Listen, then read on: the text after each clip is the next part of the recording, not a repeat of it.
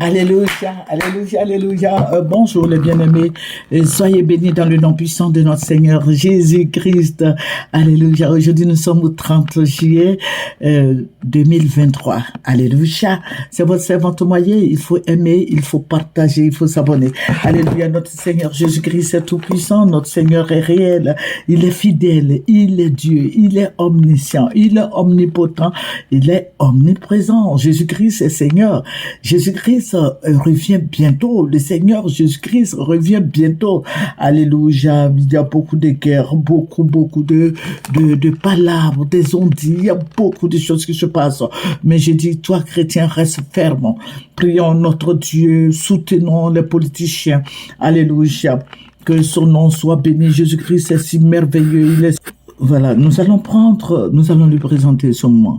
Père Tout-Puissant, Dieu merveilleux, Dieu suprême, Dieu glorieux, Dieu saint, un Dieu d'amour, Dieu d'Abraham, d'Isaac, de Jacob. Seigneur, je vais te dire merci en ce jour de dimanche, en ce jour béni. Je vais te rendre toute la gloire parce que tu es Seigneur, tu es fidèle, tu protèges. Béni sois-tu, c'est dans ton nom, Seigneur Jésus-Christ, que j'ai prié.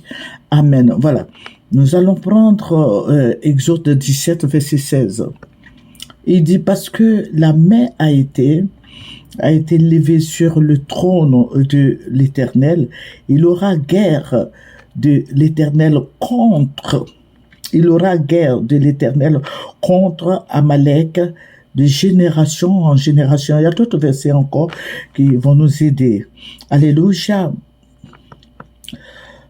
Un roi 14 verset 30 qui dit il eut toujours guerre entre Roboam et Jéroboam.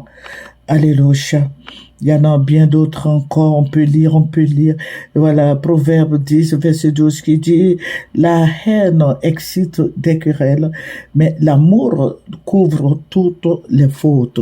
Alléluia. Il y a tellement de haine dans les cœurs de l'homme. Un homme colère excite la haine, excite des querelles, et un furieux commet toujours de péché.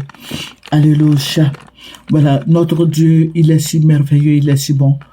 Prions le Seigneur. Vous voyez ce qui se passe. Le Seigneur nous a plusieurs fois montré la guerre. Vous voyez sur Maye TV, le Seigneur m'a montré la guerre. La guerre en Côte d'Ivoire, la guerre en Afrique de l'Ouest, la guerre partout. Vous lisez sur Maye TV, vous allez voir. C'est pour ça que depuis 2 jours, je n'ai pas fait de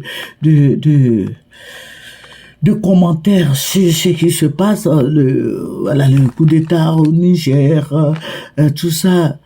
Voilà, et le Seigneur m'a dit que le président Alassane Ouattara va déloger tout le monde. Il va déloger le petit Traoré, voilà, cet homme éloquent là, et puis ceux qui viennent d'arriver à la tête du Niger, toutes ces personnes-là, tous ces militaires. Voilà, je vais dire aux Ivoiriens, prions. Prions pour tous nos militaires, prions pour tous les Ivoiriens.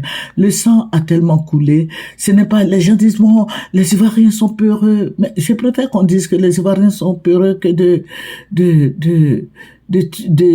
tuer les gens. Parce que, en Côte d'Ivoire, rien ne se fait facilement.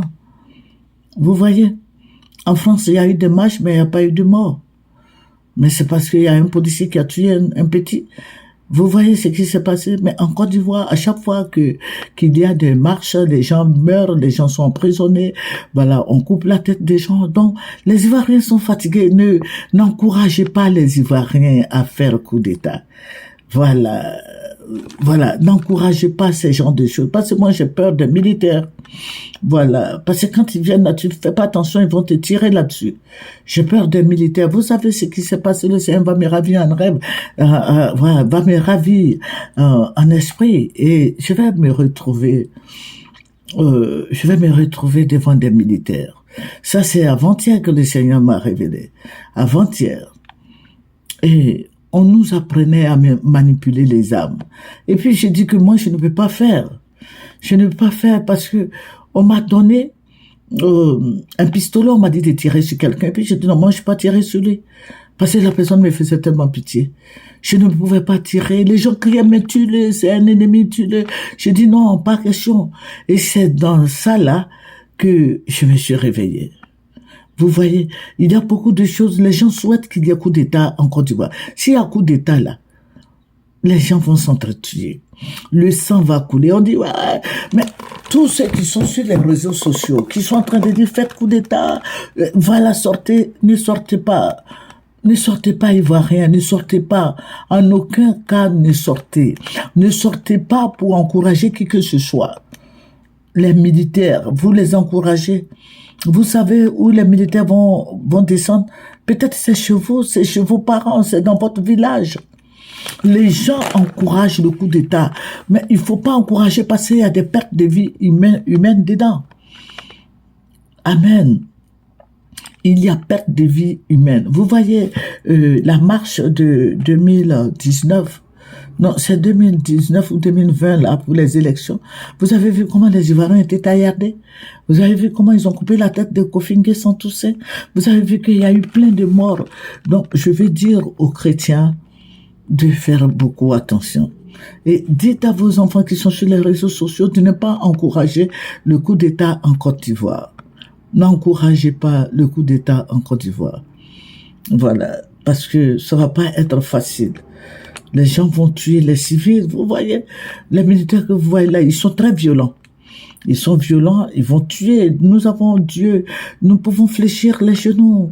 Nous pouvons prier pour nos frères et sœurs qui sont malades dans les hôpitaux, dans les foyers chrétiens, la mésentente. Il y a monsieur, madame qui ne se parlent pas depuis des mois. Il y en a qui ont besoin d'enfants, ils n'ont pas d'argent. Tout ça, le panier de la ménagère